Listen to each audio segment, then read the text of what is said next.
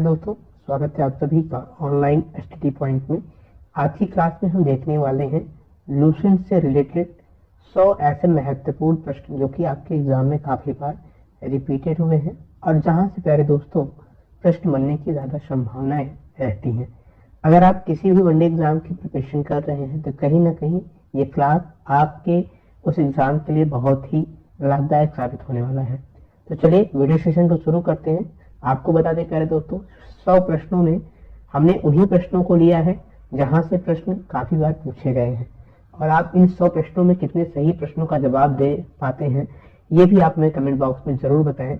और एक विशेष सूचना ये है, अगर आप लोग हिंदी की क्लासेस भी चाहते हैं तो कमेंट बॉक्स में हमें आप बताएं कि हिंदी की क्लासेस अगर आप चाहते हैं तो हिंदी की भी हम एमसीक्यू कराने वाले हैं। चलिए बात करते हैं आज के पहले प्रश्न की। भारत के किस राज्य में विश्व का सबसे बड़ा थोरियम का भंडार मौजूद है? केरल में, कर्नाटक में, आंध्र प्रदेश में या असम में? तो भारत का जो है विश्व का सबसे बड़ा थोरियम भंडार जो अगर स्थित है, जो मौजूद है, कहाँ पे है? ये केरल में है। ऑप्शन नंबर जाएंगे हम ए के साथ। ऑप्शन नंबर ए आपका सही है। अगले प्रश्न की बात करें, किस बंदरगाह को भारत का प्रवेश द्वार कहा जाता है? मुंबई को, कांडला को, आंध्र प्रदेश को या कोची को? तो भारत का प्रवेश द्वार जो कहा जाता है वो मुंबई को कहा जाता है। किसे कहा जाता है? मुंबई को। ऑप्शन नंबर आपका ए सही है। अगले प्रश्न की बात करते हैं, भीमराव अंबेडकर का संविधान सभा में निर्वाचन हुआ था पश्चिम बंगाल से, मुंबई प्रेसिडेंसी से, तत्कालीन मध्य भारत से या पंजाब से? तो डॉक्टर भीमराव अंबेडकर का जो संविधान सभा में निर्वाचन हुआ था वो कहाँ से हुआ था? पश्चिम बंगाल से हुआ था। ऑप्शन नंबर ए आपका सही है। बात करते हैं अगले प्रश्न की, पश्चिम बंगाल की सीमाएं कितने देशों के साथ लगी हुई है? 1, 2, 3 या 4?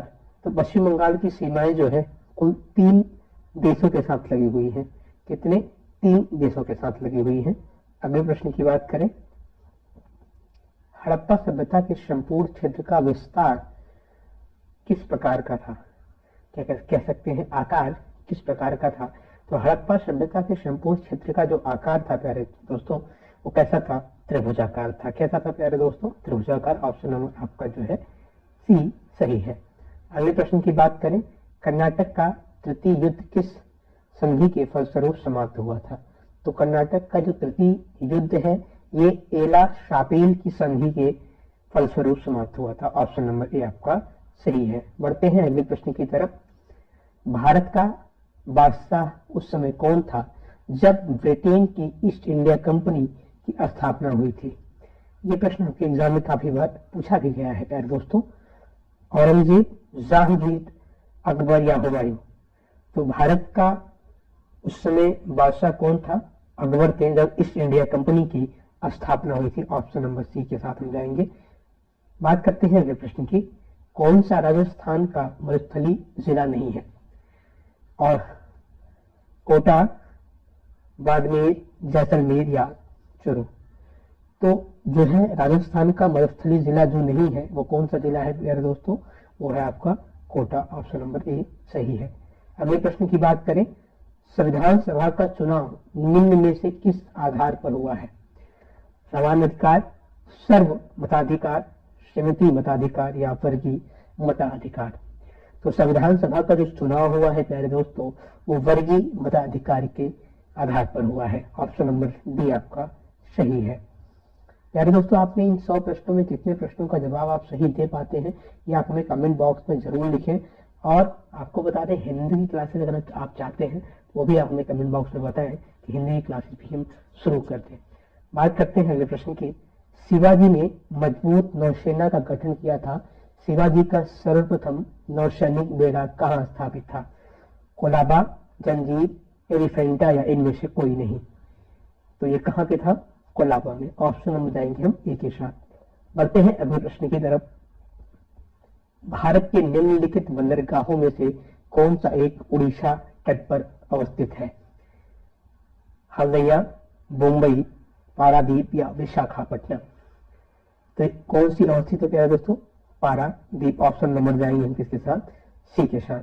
अगले प्रश्न की बात करते हैं, भारत में जैव विविधता की दृष्टि से धनी स्थान है। तो किसका है ये? पश्चिमी घाट का। ऑप्शन नंबर जाएंगे हम ए के साथ।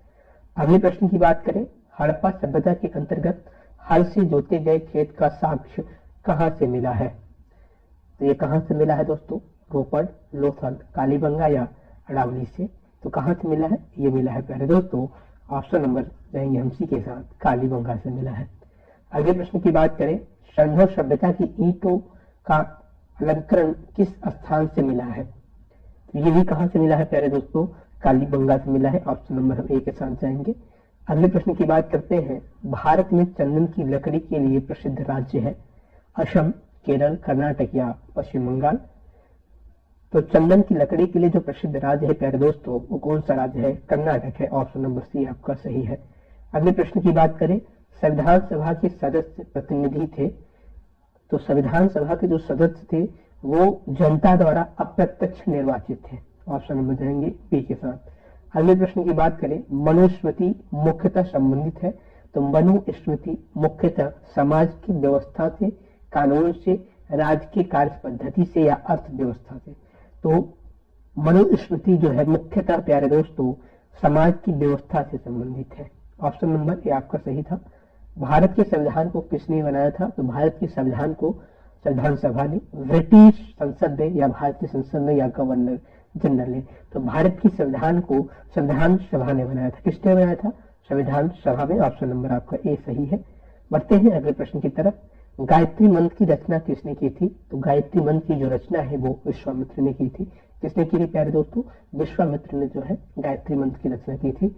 अगले प्रश्न की बात करें, सिंह, जिराफ, वायुसेन जैसे जानवर वन में मुख्यतः पाए जाते हैं। पर्वतीय पाती वन में, घास स्थल वन में, मरुभूमि वन में या शुष्क वृक्षीय वन में। ये कहाँ पाए जाते हैं प्यारे दोस्तों? घास स्थल वन में पाए जाते हैं। ऑप्शन नंबर बी आपका सही है। ऋग्वेद में सूक्त हैं। तो ऋग्वेद में कुल कितने सूक्त हैं? 1028 सूक्त हैं। ऑप्शन नंबर आपका सी सही है। बढ़ते हैं अगले प्रश्न की तरफ, भारतीय संविधान के किस भाग को उसकी आत्मा की आख्या प्रदान की गई है? प्रस्तावना को, मौलिक अधिकार को, राज्य के नीति निर्देशक तत्वों को, संविधान के सभी अनुच्छेद को। तो भारतीय संविधान की प्रस्तावना को उसकी आत्मा की आख्या प्रदान की गई है। ऑप्शन नंबर जाएंगे हम किसके साथ? ए के साथ प्यारे दोस्तों। बढ़ते हैं अगले प्रश्न की तरफ, भारत एक गणतंत्र है, इसका अर्थ है? भारत एक गणतंत्र है, इसका अर्थ क्या है प्यारे दोस्तों? इसका जो अर्थ है, भारत में वंशानुगत शासक नहीं है। ऑप्शन नंबर सी आपका सही है। बढ़ते हैं अगले प्रश्न की तरफ, चरक और नागार्जुन किसके दरबार की शोभा थे? तो चरक और नागार्जुन जो है ये कनिष्क के दरबार की शोभा थे। किसके? कनिष्क के। ऑप्शन नंबर जाएंगे हम ए के साथ। बढ़ते हैं अगले प्रश्न की तरफ, भूमध्य रेखा के निकट किस तरह के वन पाए जाते हैं? बताएं। भूमध्य रेखा के मध्य में किस तरह के वन पाए जाते हैं? तो भूमध्य रेखा के मध्य में पतझड़ी वन, शंकुधारी वन, घास स्थल या उष्णकटिबंधीय वन। तो ध्यान दीजिएगा प्यारे दोस्तों, भूमध्य रेखा के मध्य में जो है निकट में ये उष्णकटिबंधीय वन पाए जाते हैं। ऑप्शन नंबर जाएंगे हम सी के साथ। भारत को एक गणराज्य मुख्य रूप से माना जाता है क्योंकि राज्याध्यक्ष का चुनाव होता है, उसे 15 अगस्त 1947 को स्वतंत्रता मिली थी, या उसका अपना लिखित संविधान है, या उसकी सरकार संसदीय प्रणाली के अनुसार है। तो इस प्रश्न का सही जवाब क्या होगा प्यारे दोस्तों? इस प्रश्न का जो सही जवाब होगा वो होगा राज्याध्यक्ष का चुनाव होता है। बात करते हैं अगले प्रश्न की, शक संवत का प्रारंभ किस सम्राट के शासनकाल में 78 ईस्वी से हुआ था? अशोक, कनिष्क, हर्ष या समुद्रगुप्त? तो शक संवत का प्रारंभ जो है ये कनिष्क के समय से हुआ था। बात करते हैं अगले प्रश्न की, तक्षशिला विश्वविद्यालय स्थित था। तो तक्षशिला विश्वविद्यालय कहाँ स्थित है? पाकिस्तान में, भारत में, बांग्लादेश में या बर्मा में? तो तक्षशिला विश्वविद्यालय ये अवस्थित है कहाँ पे? पाकिस्तान में। बात करते हैं अगले प्रश्न की, मध्य प्रदेश का शिवपुरी राष्ट्रीय पार्क किस लिए महत्वपूर्ण है? बाघ और हाथी के लिए, जंगली भैंसा के लिए, या पक्षी के लिए, या तेंदुआ और चीतल के लिए? तो ये जो शिवपुरी राष्ट्रीय पार्क है ये मध्य प्रदेश का तेंदुआ और चीतल के लिए मशहूर है। बात करते हैं अगले प्रश्न की। दिल्ली पर शासन करने वाले निम्न वंशों का सही क्रम क्या है? तो दिल्ली पर शासन करने वाले अगर हम क्रम की बात कर लें तो पहला आता है आपका जो है गुलाब वंश आता है, पहला गुलाब वंश आता है। दूसरा आता है प्यारे दोस्तों आपका जो है खिलजी वंश। तीसरा आपका आता है प्यारे दोस्तों तुगलक वंश। और चौथा आता है आपका प्यारे सैयद वंश। और पांचवा आता है आपका जो है लोधी वंश। ठीक है, क्या क्या आता है? गुलाब वंश, खिलजी वंश, तुगलक वंश और आपका जो है लोधी वंश। यानी 1, 2, 5, 4, 3। आप देख लीजिए कहां पे है, ऑप्शन में भी आपका सही है। बात करते हैं अगले प्रश्न की। अलाई दरवाजा निम्न में से किसका मुख्य द्वार है?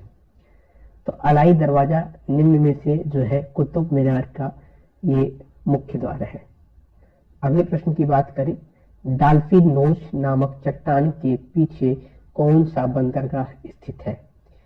चेन्नई, पारादीप, विशाखापट्टनम या जो है थूथुकुडी? तो स्थित है विशाखापट्टनम। ऑप्शन नंबर आपका सी सही है। अगले प्रश्न की बात करते हैं। भारत के संविधान में भारत को माना गया है, तो भारत के संविधान में भारत को जो है राज्यों का एक यूनियन माना गया है। ऑप्शन नंबर सी सही है। अगले प्रश्न की बात करें, भारतीय संविधान के संदर्भ में कहा जाता है कि यह जो है मौलिक संविधान है, वकीलों का स्वर्ग है, विकासशील संविधान है या तानाशाही संविधान है? तो भारतीय संविधान के संदर्भ में कहा गया है कि वकीलों का स्वर्ग है। ऑप्शन नंबर बी आपका सही है। एकमात्र अभ्यारण्य है जहां कश्मीरी महामृग पाया जाता है, तो कौन सा अभ्यारण्य है दोस्तों? दासीग्राम अभ्यारण्य। बात करते हैं अगले प्रश्न की।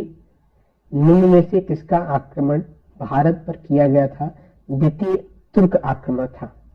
तो किसका था प्यारे? मोहम्मद गजनवी का, मोहम्मद गौरी का, चंगेज खां का या तैमूर लंग का? ये किसका था प्यारे दोस्तों? Mohammad Ghori. Option number B आपका सही है। बढ़ते हैं अगले प्रश्न की तरफ।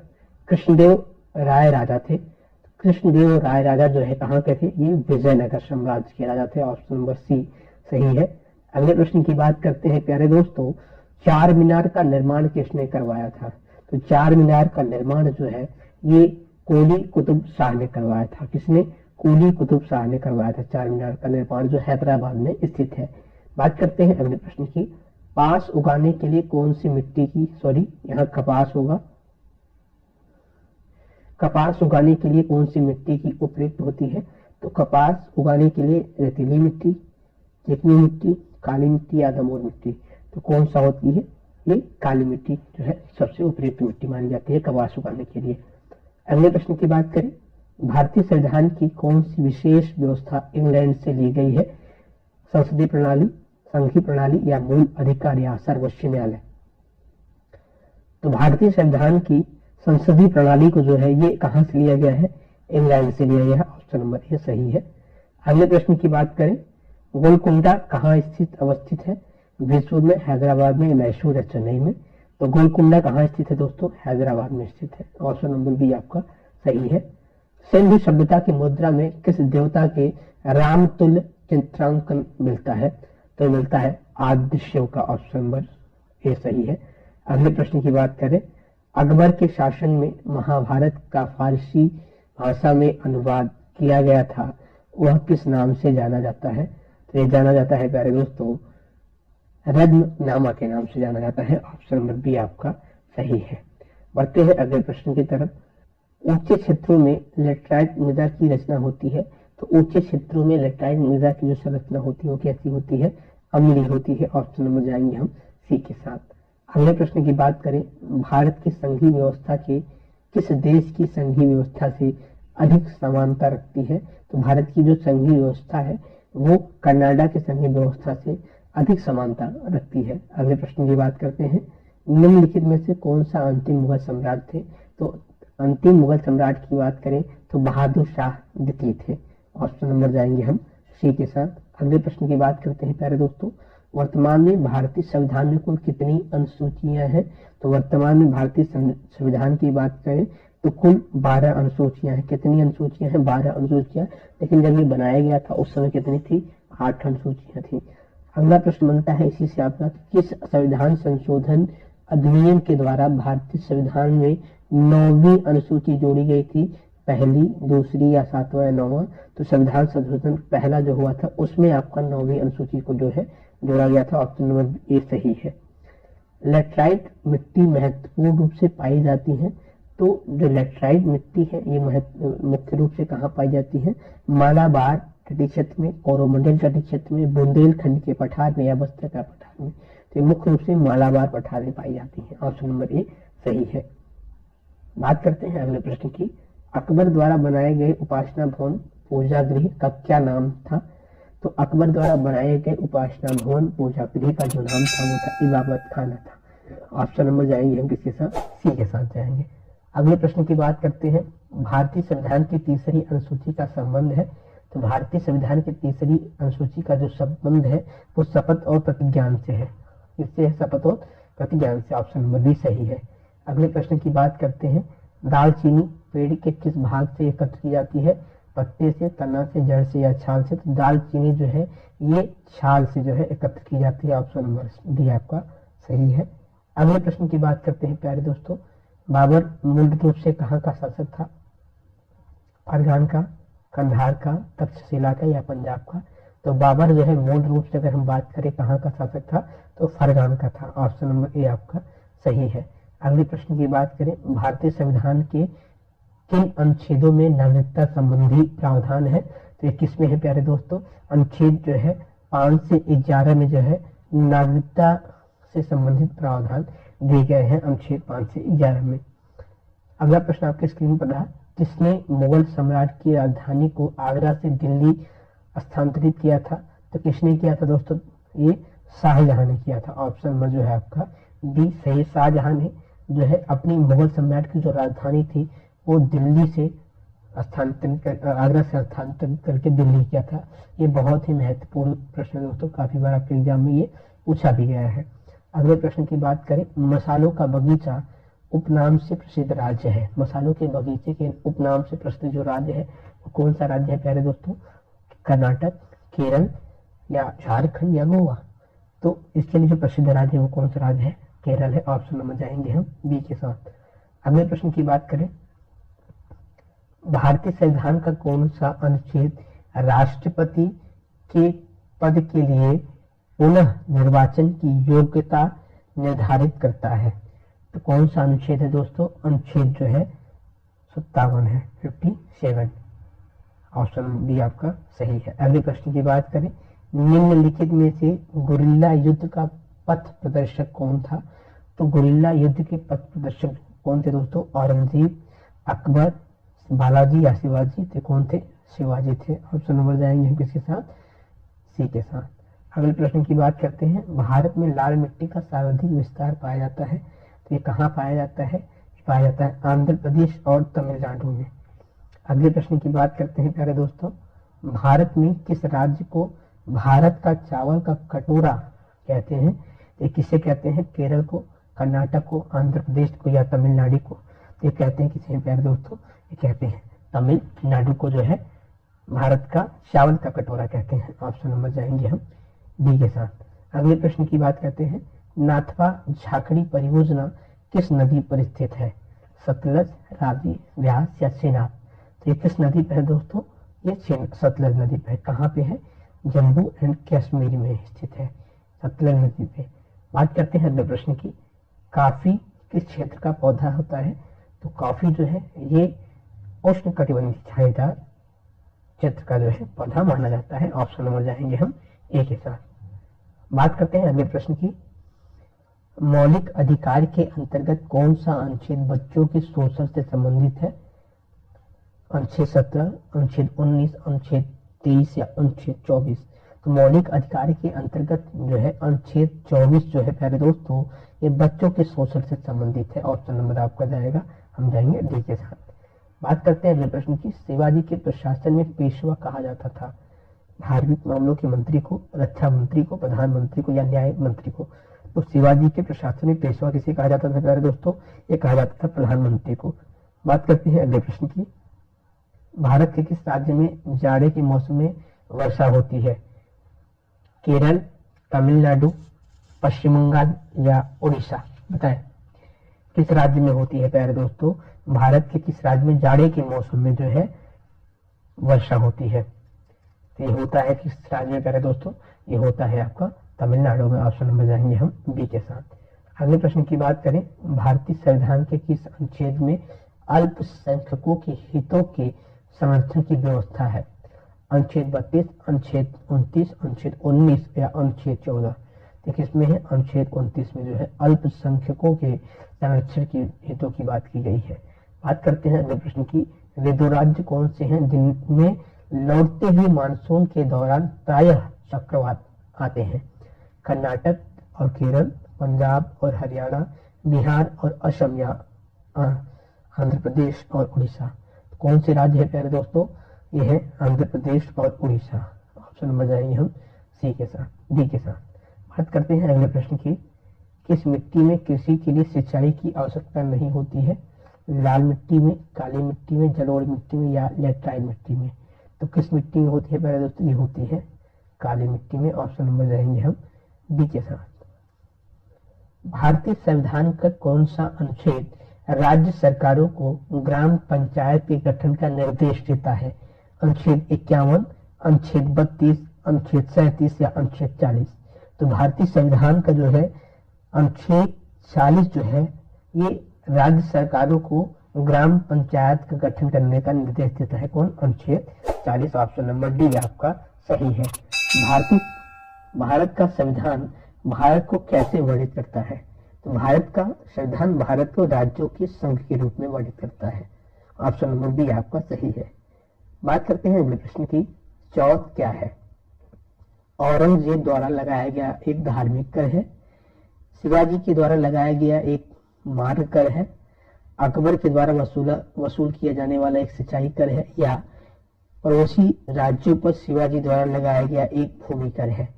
इस प्रश्न का जो सही जवाब है वो है ऑप्शन नंबर डी, पड़ोसी राज्यों पर शिवाजी द्वारा लगाया गया एक ये जो है क्या है? भूमि कर है। ऑप्शन नंबर डी आपका सही है। बात करते हैं अगले प्रश्न की। कौन सा भारत का सबसे ऊंचा अधिक आर्द्र स्थान है? तो ये है प्यारे दोस्तों मानसी इनाम है। ऑप्शन नंबर डी आपका सही है। अगले प्रश्न की बात करें, किस अनुच्छेद के तहत संसद को नागरिकता के संबंध में कानून बनाने का अधिकार प्रदान है?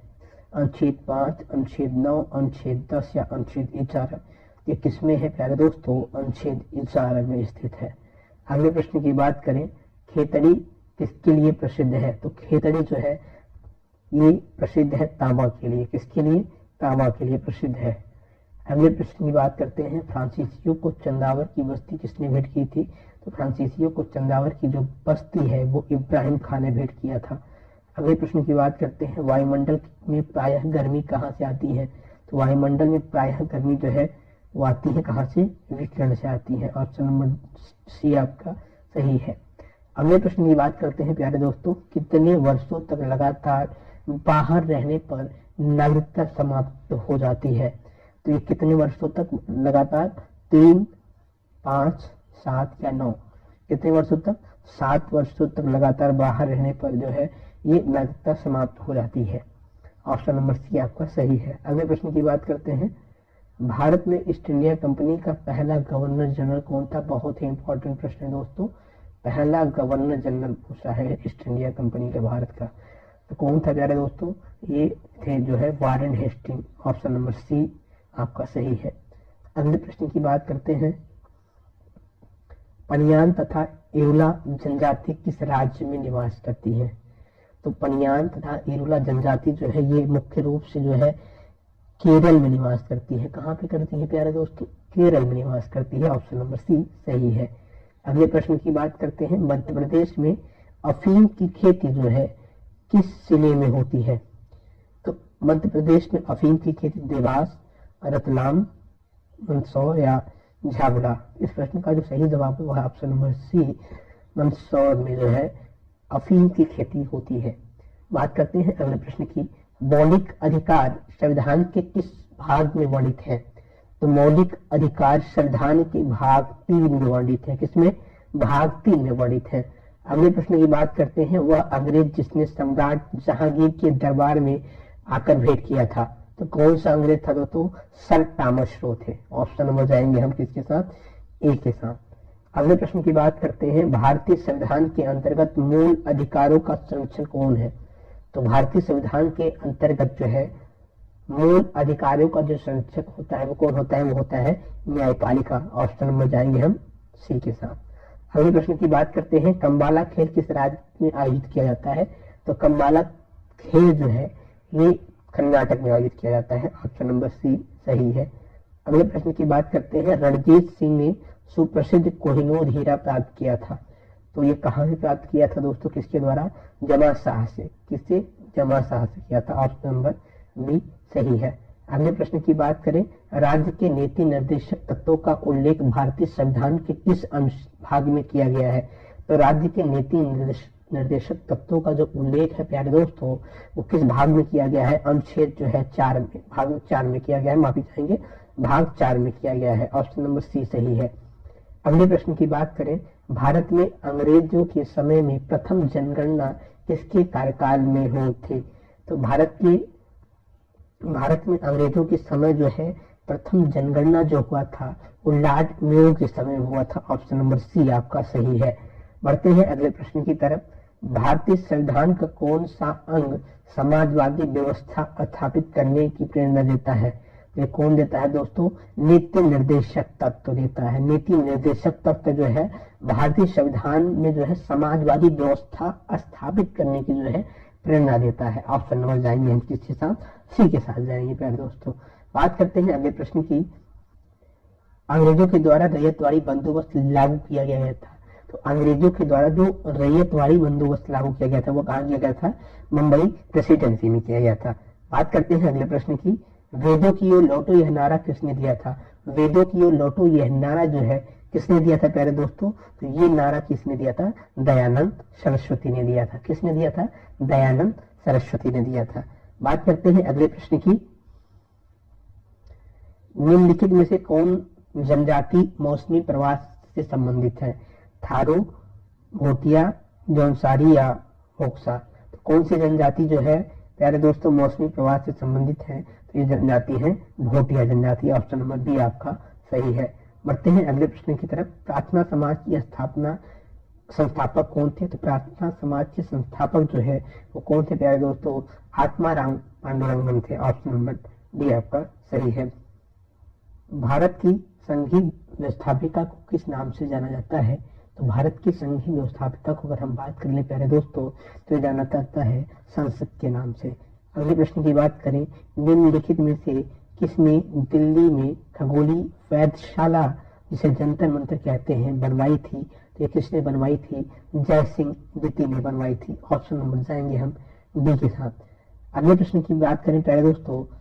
संसद की अस्थायी सदन है लोकसभा, राज्यसभा, उपयुक्त में दोनों या इनमें से कोई नहीं? तो संसद की जो अस्थायी सदन है प्यारे दोस्तों ये कौन सी है? ये है ऑप्शन नंबर हम जाएंगे प्यारे दोस्तों राज्यसभा के साथ। ऑप्शन नंबर बी सही है। अगले प्रश्न की बात करते हैं प्यारे दोस्तों।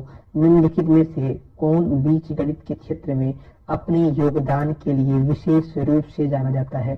तो किसे जाना जाता है दोस्तों? भास्कर को जाना जाता है। बात करते हैं अगले प्रश्न की। राष्ट्रपति पद के उम्मीदवारों को चुनाव प्रचार हेतु कितना समय मिलता है? तो ये मिलता है प्यारे दोस्तों मात्र 2 सप्ताह का समय मिलता है। किसे?